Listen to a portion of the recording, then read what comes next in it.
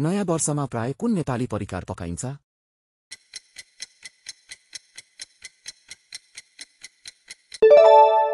सही उत्तर हो खीर। नेपालको परम्परागत नास्ता के हो?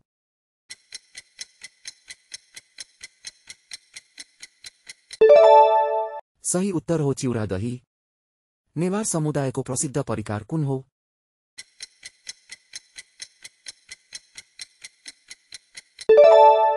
सही उत्तर हो यामरी।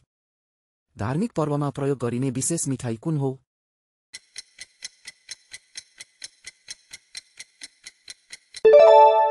सही उत्तर हो लड्डू। गाउँघरमा खाने परिकार कुन हो?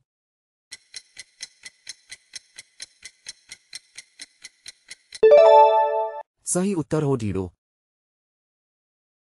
हाम्रा रमाइला र शैक्षिक बालपुस्तकहरू अमेजनमा उपलब्ध छन्। आजै किन्नुहोस् र तपाईको बच्चालाई नेपाली भाषा र संस्कृतिमा समृद्ध बनाउनुहोस्।